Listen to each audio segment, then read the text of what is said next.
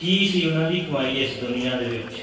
ਪਹਿਲੀ ਕਮਾਈ ਸੀ ਜੀ ਉਹਨਾਂ ਦੀ ਸੇਵਾ ਦੀ। ਜਿੱਦਾਂ ਭਾਈ ਜੀ ਉਹਨਾਂ ਨੇ ਦੱਸਿਆ, ਗੁਰਦੁਆਰਾ ਸਾਹਿਬ ਦੇ ਵਿੱਚ ਇੰਨੀ ਹੈਲਪ ਕੀਤੀ।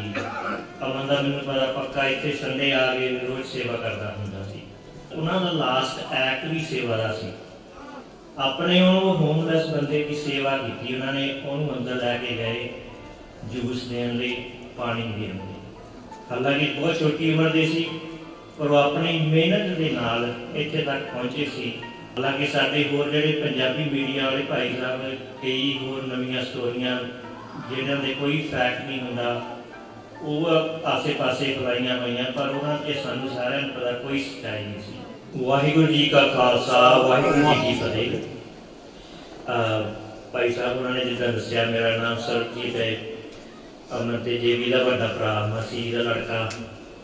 ਟੋਰਾਂਟੋ ਤੋਂ ਮੈਂ ਆਇਆ, ਵੱਡੇ ਭਾਈ ਮੇਰੇ ਸੰਦੀਪ ਨੇ। ਮੈਂ ਅੱਜ ਗੱਲ ਕਰੂੰਗਾ ਅਮਨ, ਜੇਵੀ, ਜਸਲੀਨ ਦੀ ਕਮਾਈ ਬਾਰੇ। ਜਿੱਦਾਂ ਗੁਰੂ ਨਾਨਕ ਦੇਵ ਜੀ ਨੇ ਕਿਹਾ, ਵਿੱਚ ਦੁਨੀਆ ਸੇਵ ਕਮਾਈਏ ਤਾਂ ਦਰਗਹਿ ਬੈਸਣ ਪਾਈਏ। ਕੀ ਸੀ ਉਹਨਾਂ ਦੀ ਕਮਾਈ ਇਸ ਦੁਨੀਆ ਦੇ ਵਿੱਚ। ਹਾਲਾਂਕਿ ਉਹ ਯੰਗ ਏਜ ਦੇ ਵਿੱਚ ਪਰਮਾਤਮਾ ਨੇ ਆਪਣੇ ਕੋਲ ਸੱਦ ਲਿਆ। ਪਹਿਲੀ ਕਮਾਈ ਸੀ ਜੀ ਉਹਨਾਂ ਦੀ ਸੇਵਾ ਦੀ। ਜਿੱਦਾਂ ਭਾਈ ਜੀ ਉਹਨਾਂ ਨੇ ਦੱਸਿਆ, ਗੁਰਦੁਆਰਾ ਸਾਹਿਬ ਦੇ ਵਿੱਚ ਇੰਨੀ ਹੈਲਪ ਕੀਤੀ। ਅਮਨ ਦਾ ਮੈਨੂੰ ਪਤਾ ਪੱਕਾ, ਇੱਥੇ ਸੰਡੇ ਆ ਕੇ ਰੋਜ਼ ਸੇਵਾ ਕਰਦਾ ਹੁੰਦਾ ਸੀ।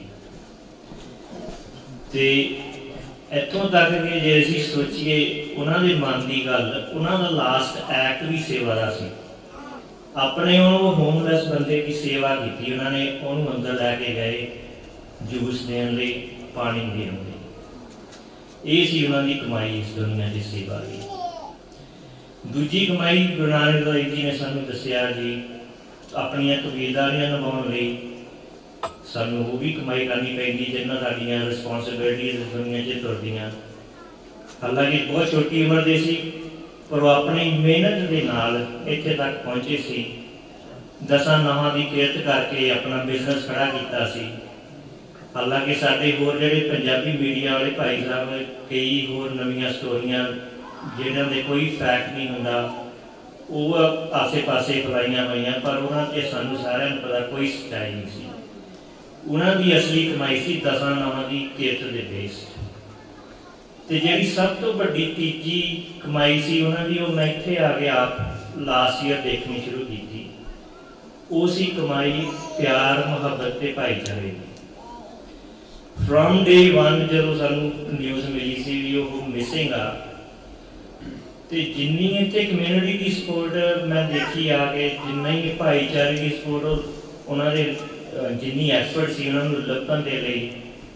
ਹਾਲਾਂਕਿ ਇੰਸੀਡੈਂਟ ਹੋਣ ਤੋਂ ਬਾਅਦ ਵੀ ਜਿੰਨੀ ਸਪੋਰਟ ਭਾਈ ਸਾਹਿਬ ਉਹਨਾਂ ਨੇ ਦੱਸਿਆ ਵੀ ਕੈਂਡਲ ਮਾਰਚ ਜੇ ਕਰਨਾ ਹੋਵੇ ਜਾਂ ਕਿਤੇ ਵੀ ਜਾਣਾ ਹੋਵੇ, ਬਹੁਤ ਜ਼ਿਆਦਾ ਸਾਨੂੰ ਇਸ ਕਮਿਊਨਿਟੀ ਤੋਂ ਸਪੋਰਟ ਮਿਲੀ ਆ। ਇਸ ਕਮਿਊਨਿਟੀ ਤੋਂ ਬਾਹਰ ਵੀ ਵਰਲਡ ਵਾਈਡ ਇੰਨੀ ਸਪੋਰਟ ਮਿਲੀ ਆ। ਉਹ ਸੀ ਉਹਨਾਂ ਦੀ ਤੀਜੀ ਕਮਾਈ, ਪਿਆਰ, ਮੁਹੱਬਤ ਤੇ ਭਾਈਚਾਰਾ ਕੱਟਣਾ ਇੰਨੀ ਯੰਗ ਏਜ ਦੇ ਵਿੱਚ ਵੀ। ਤੇ ਮੇਰੀ ਸਭ ਸਾਹਮਣੇ ਇਹੀ ਬੇਨਤੀ ਹੈ ਜੀ, ਅੱਗੇ ਤੋਂ ਵੀ ਪਰਿਵਾਰ ਦੇ ਨਾਲ ਜੁੜੇ ਰਹੋ, ਮੋਢੇ ਨਾਲ ਮੋਢਾ ਲਾ ਕੇ ਸਪੋਰਟ ਕਰਦੇ ਰਹੋ। ਇਹ ਜਿਹੜੀ ਜਸਟਿਸ ਦੀ ਜਰਨੀ ਆ, ਸਾਨੂੰ ਪਤਾ ਲੰਬੀ ਆ, ਪਰ ਉਹ ਥੋੜ੍ਹੀ ਜਿਹੀ ਸੌਖੀ ਹੋ ਜਾਊਗੀ ਜੇ ਸਾਡੇ ਨਾਲ ਤੁਸੀਂ ਮੋਢੇ ਨਾਲ ਮੋਢਾ ਜੋੜ ਕੇ ਚੱਲਦੇ ਰਹੋਗੇ। ਬਸ ਇਹਨਾਂ ਸ਼ਬਦਾਂ ਦੇ ਨਾਲ ਹੀ ਮੈਂ ਆਪਣੇ ਵੱਲੋਂ ਸਭ ਦਾ ਥੈਂਕ ਯੂ ਕਰੂੰਗਾ। ਇੱਥੇ ਆਪਣਾ ਕੀਮਤੀ ਸਮਾਂ ਕੱਢ ਕੇ ਆਉਂਦਾ। ਵਾਹਿਗੁਰੂ ਜੀ ਕਾ ਖਾਲਸਾ, ਵਾਹਿਗੁਰੂ ਜੀ ਕੀ ਫਤਿਹ।